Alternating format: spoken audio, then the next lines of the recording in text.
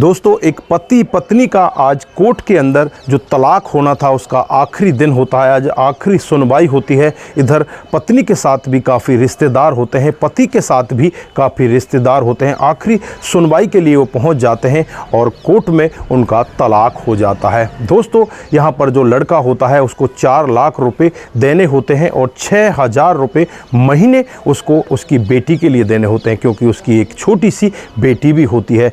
दोस्तों, उसके बाद दोनों पति पत्नी और बाकी के जो रिश्तेदार होते हैं एक ही टेबल पर बैठ जाते हैं और आमने सामने बैठने के बाद फिर वहाँ पर जो होता है, कभी किसी ने कल्पना भी नहीं की थी कि ऐसा भी कभी हो सकता है। दोस्तों, क्या बड़ी वजह थी जिस वजह से इनका तलाक हुआ था और फिर वहाँ पर ऐसा क्या होता है? अगर आप भी पूरी कहानी के बारे में जानना चाहते हैं तो वीडियो को ज़रा सा भी स्किप ना करें। आइए दोस्तों, जानते हैं पूरा मामला क्या था। नमस्कार, जय हिंद। आप देख रहे हैं APH न्यूज़ राहुल रावत के साथ। तो दोस्तों, आज की जो कहानी आपको बताने जा रहा हूं, एक पति पत्नी की कहानी है जो दोनों एक दूसरे को हद से ज़्यादा प्यार किया करते। दोस्तों, एक दिन का वाक़या होता है। पति की कुछ कहा सुनी पत्नी के साथ में हो जाती है और आपस में इस तरह से दोनों क्रोध करने लगते हैं। जो पति होता है अपनी पत्नी को 1-2 तमाचा लगा देता है। दोस्तों, यहाँ पर पत्नी को भी गुस्सा आता है। वो अपना सैंडल उठाती है और सैंडल उसकी तरफ फेंक देती है। उसके कान को छूता हुआ वो सैंडल दूसरी तरफ गिर जाता है। दोस्तों, ये बात पूरे घर वालों में फैल जाती है, रिश्तेदारों में फैल जाती है। तो सभी लोग यहाँ पर पत्नी को कुलच्छनी बताने लगते हैं कि जिसने अपने पति के ऊपर हाथ उठाया वो बहुत बड़ी कुलच्छनी है। उसको तो इस घर में, क्या इस संसार में रहने का ही कोई मतलब नहीं है। उसे तो यहाँ से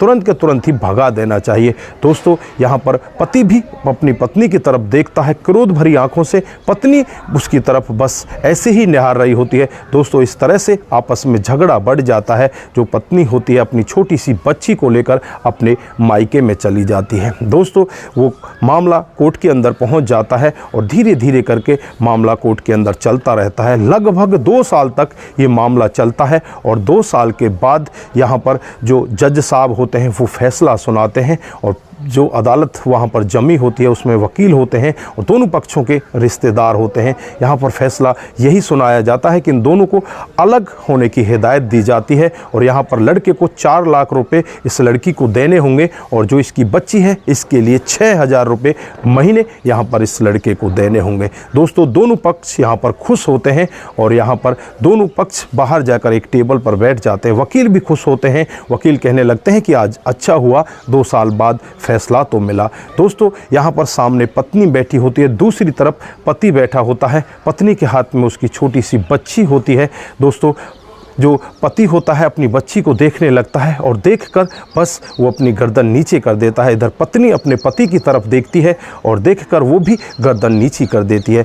दोस्तों, फिर यहाँ पर पत्नी अपने पति से कहती है कि आपको मुबारक हो, आप अपना केस जीत चुके हो, आप यही चाहते थे, आपको ये मिल चुका है। तो यहाँ पर पति कहता है कि आपको भी मुबारक हो, आप भी तो यही चाहती थी कि मेरा तलाक हो जाए। दोस्तों, इसके बाद आगे बातें बढ़ने लगती हैं। जो पति होता है वो कहने लगता है कि मेरे पास 4 लाख रुपए तुम्हें देने को नहीं है, मैं 6,000 रुपये महीने भी तुम्हें कहाँ से दूंगा, लेकिन एक मेरा फ्लैट है, उस फ्लैट को मैं तुम्हें दे देता हूँ। दोस्तों, जब पति फ्लैट के बारे में कहता है तो पत्नी सहज भाव से उसको देखने लगती है और कहने लगती है कि फ्लैट की कीमत तो बहुत ज़्यादा होगी, उसकी कीमत तो लगभग 20 से 25 लाख है, मुझे तो बस 4 लाख रुपये चाहिए और 6,000 रुपये महीने चाहिए। तो यहाँ पर पति कहने लगता है कि मैं बार बार तुम्हें नहीं दे पाऊँगा, तुम्हारे साथ बच्ची भी है, इसका भी तुम्हें ख्याल रखना है, तुम ये फ्लैट ही ले लो। दोस्तों, इस तरह से दोनों एक दूसरे को बातचीत कर रहे होते हैं।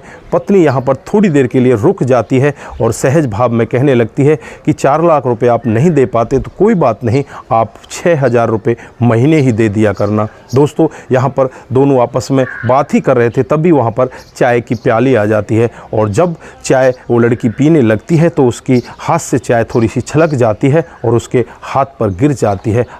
जैसे ही चाय हाथ पर गिरती है तो उस औरत के मुंह से आहा की आवाज़ आती है। तो यहाँ पर पति एकदम से तड़प उठता है, उसकी तरफ देखने लगता है और कहने लगता है कि आपके हाथ चले तो नहीं। तो यहाँ पर पत्नी कहती कोई बात नहीं, इतनी सहानुभूति की ज़रूरत नहीं है, कोई बात नहीं, मेरा हाथ ठीक है। दोस्तों उसके बाद ये दोनों बैठे बैठे वहाँ पर अपने आप एक दूसरे के बारे में सोचने लगते हैं। जो पति होता है वो ये सोचने लगता है कि मेरी पत्नी इतनी अच्छी थी, मेरी दवाइयों का ख्याल रखती थी, मैं जब भी बीमार होता वो भागकर मेरे पास आती और मेरी पूरी रात भर सेवा किया करती। दोस्तों इधर जो पत्नी होती है वो सोचने लगती है कि जब मैं एक बार हरिद्वार इनके साथ गई थी, गंगा में स्नान कर रही थी, मेरे हाथ से चैन छूट जाती है और मैं गहरे पानी में जाने लगती हूँ। मेरा पति बिना कुछ सोचे समझे नदी में कूद जाता है और मुझे बचाने का यत्न करता है और फिर जैसे तैसे करके मुझे बचा लेता है। लेकिन मुझे पता चलता है कि उन्हें तो खुद को तैरना नहीं आता। मेरा पति कितना भोला था, मेरा पति कितना अच्छा था। आज अगर मैं इनके साथ होती तो अच्छा रहता, लेकिन मेरी कमी के कारण मैंने इनको इस तरह से छोड़ दिया। दोस्तों दोनों धीरे धीरे करके एक दूसरे से बातचीत करने का मन बना लेते हैं। यहाँ पर जो पति होता है वो कहने लगता है कि मैंने जो तुम्हारे चरित्र के ऊपर इस तरह से बात उठाई थी वो बिल्कुल गलत थी, मुझे ऐसा नहीं करना चाहिए था, मुझे माफ़ कर देना। दोस्तों यहाँ पर जो पत्नी होती है वो भी कहने लगती है कि मुझे भी आपके ऊपर दहेज का केस नहीं डालना चाहिए था, मैंने भी जो किया वो बहुत ही गलत था, मुझे ऐसा नहीं करना चाहिए था। दोस्तों दोनों 2 मिनट के लिए चुप हो जाते हैं और दोनों चाय पी लेते हैं। उसके बाद वो वहाँ से खड़े होने वाले होते हैं। रिश्तेदार जो होते हैं वो जोर लगाने लगते हैं कि वह जल्दी करो, अब तुम्हें फिर दोबारा कभी नहीं मिलना, फटाफट अपने घर चलो। लेकिन यहाँ पर ये दोनों बैठे रहते हैं और यहाँ पर पति कहने लगता है कि क्या मैं आपसे कुछ कह सकता हूँ? तो सामने वाली जो औरत होती है वो कहने लगती है कि कहिए, कहीं ऐसा ना हो जो मेरे मन की बात हो वही आप कहना चाहते हो। तो दोस्तों यहाँ पर पति कहने लगता है कि क्या आप दोबारा मेरे साथ चल सकती हो?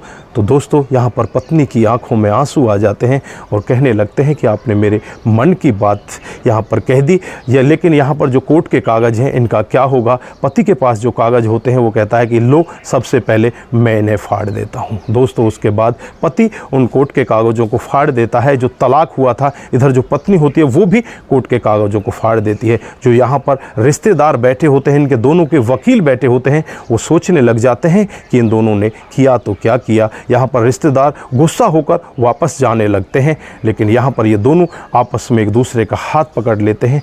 जो पिता होता है बच्ची का, वो अपनी बच्ची को उठाता है, अपने गले लगाता है और बहुत ही तेज़ी के साथ रोते हुए कहने लगता है कि बेटी, मैं तुझे कभी भी अपने से जुदा नहीं कर सकता। यहाँ पर पत्नी भी अपने पति के गले लग जाती है, अपने पति के चरणों में गिर जाती है और कहने लगती है कि मुझे माफ़ कर देना, मुझसे बहुत बड़ी भूल हो गई और आज मैं और भी बहुत बड़ी भूल करने जा रही थी, लेकिन परमात्मा ने हमें सद्बुद्धि दी, हम दोबारा दोनों आपस में मिल गए। दोस्तों उसके बाद दोनों अपने घर पर चले जाते हैं। दोस्तों यहाँ पर जो रिश्तेदार होते हैं बस वो अपना मन खराब करके वापस चले जाते हैं। दोस्तों ये थी आज की हकीकत की कहानी, जो पति पत्नी लास्ट दिन में इस तरह से वापस अपने घर पर आ जाते हैं। तो दोस्तों उन लोगों को ये कहानी सुननी बहुत ज़रूरी है जो लोग इस तरह से एक दूसरे को तलाक देना चाहते हैं, तलाक की कगार पर बैठे हुए हैं। दोस्तों आपस में दोनों एक दिन बैठकर आपस में बातचीत करें और अगर आप कर सकें तो दोस्तों एक दूसरे से मिलने की कोशिश करें,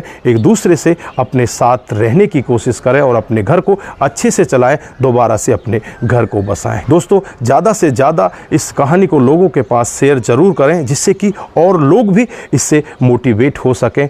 वो लोग जो इस तरह से तलाक की कगार पर बैठे हुए हैं, अगर एक भी व्यक्ति हमारी कहानी को सुनकर इस तरह से अपने घर को बसा लेता है तो हमारे लिए बहुत बड़ी बात होगी। दोस्तों मैं समझूंगा कि मैं धन्य हो गया कि इस तरह से हमारी कहानी सुनकर एक व्यक्ति भी अपने घर को बसा लेता है। तो दोस्तों ये थी आज की हकीकत की कहानी। फिर मिलते हैं किसी नए मोड़ के साथ। तब तक के लिए आप अपना ख्याल रखें, परिवार का ख्याल रखें, सतर्क रहें, सावधान रहें, अपना और अपने परिवार का विशेष ध्यान रखें। नमस्कार, जय हिंद,